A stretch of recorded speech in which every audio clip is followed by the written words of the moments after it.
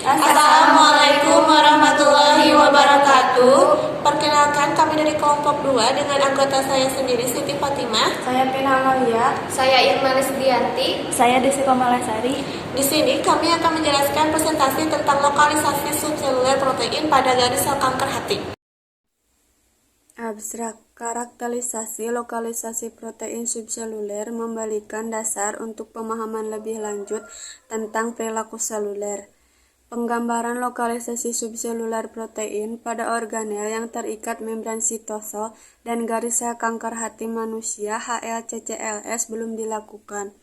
Untuk mendapatkan pandangan luas proteom, kami mengisolasi dan memperkaya 6 organel yang terikat membran sitosol di salah satu HLCCL SK-HEPI1 dan mengukur proteinnya menggunakan spektrometri massa.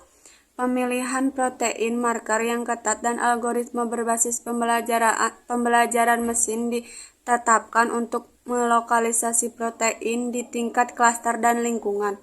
Kami memvalidasi kinerja metode yang diusulkan dengan membandingkan prediksi lokalisasi protein subseluler dengan sumber daya yang tersedia untuk umum. Profil tersebut memungkinkan penyelidikan koreksi domain protein dengan lokalisasi subselulernya dan lokalisasi anggota kompleks protein berbasis data proteom subseluler untuk SKP1 termasuk lokalisasi protein subseluler dan lokalisasi subseluler anggota kompleks protein dan instruksinya. Telah dibangun penelitian kami menyelidikkan sumber daya untuk penelitian lebih lanjut tentang proteomik HLCCLS. Marker protein selection. Protein marker secara spesifik terlokalisasi dalam organel harus memiliki replikasi yang tinggi dan memiliki profil fraksitasi yang kuat dalam kondisi yang berbeda. Oleh karena itu, kami menyusun protein marker untuk mengklasifikasikan lokasi protein subseluler menggunakan metode yang digunakan sebelumnya. Pertama, di setiap organel, kadar protein yang diukur dinormalisasi berdasarkan median serta ulangan. Kedua, protein yang diidentifikasi dalam sel orang tua dan VPS35KO dipilih. Ketiga, protein dengan koefisiensi korelasi Pearson atau PCC kurang 0,8 rangkap 3 disaring. Akhirnya, protein dengan PCC kurang 0,8 atau koefisiensi korelasi Superman atau SCC kurang 0,6 antara sel orang tua dan VPS35KO disaring. Sisanya 1481 protein digunakan sebagai protein marker untuk klasifikasi selanjutnya. Anotasi protein marker. Anotasi dari 1481 protein marker yang dipilih. Gambar A menjelaskan visualisasi 3 dimensi untuk 18 kelompok protein penanda. Warna yang berbeda mewakili kelompok atau lingkungan. Jumlah protein penanda yang diklasifikasikan dalam setiap klaster ditunjukkan dalam tanda kurung. Anotasi untuk kompartemen atau organel subseluler dan lingkungannya yang sesuai telah hadir. DE endosom, ER retikulum endoplasma, G aparatus Golgi, LY lisosom, PM membran plasma, mitokondria, M membran mitokondria. Gambar B menjelaskan ekspresi diferensial dari protein penanda yang dipilih dalam organel R.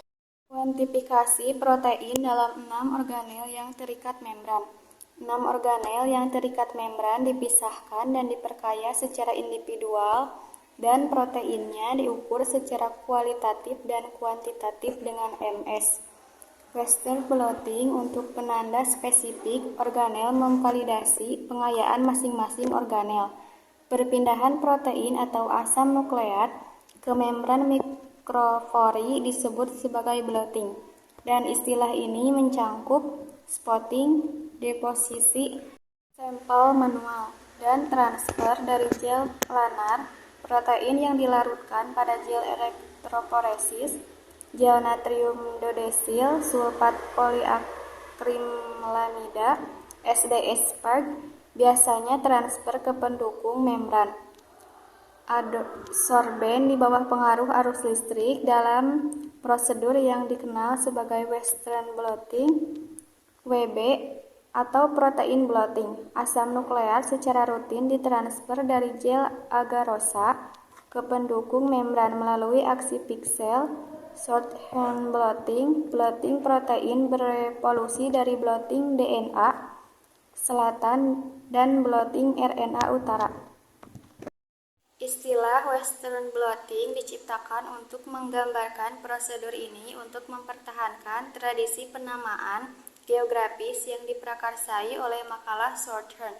Protein yang dihilangkan membentuk replika gel yang bertahan sama dan telah terbukti menjadi langkah awal untuk berbagai eksperimen. Penggunaan probe antibodi selanjutnya yang diarahkan pada protein yang terikat pada membran immunoblotting telah merevolusi di bidang imunologi. Dot blotting mengacu pada analisis protein yang diterapkan langsung ke membran, bukan setelah transfer dari gel. Gambar di samping menjelaskan representasi skematis dari Western blotting dan prosedur deteksi. Gambar A menjelaskan gel SDS-PEG yang tidak diwarnai sebelum Western blot. Pita yang ditampilkan adalah hipotesis. Gambar B menjelaskan replikasi persis gel SDS-PEG yang diperoleh sebagai noda setelah transfer barat. Gambar C menjelaskan antibodi primer berikatan dengan pita spesifik pada noda. Gambar D menjelaskan antibodi sekunder terkonjugasi dengan enzim alkalin fosfatase atau fosfradis peroksidase berikatan dengan antibodi primer. Gambar E menjelaskan perkembangan warna pita spesifik. Berikut referensi materi yang kami ambil. Sekian presentasi dari kelompok kami. Semoga materi yang kami sampaikan dapat bermanfaat bagi semua. Wassalamualaikum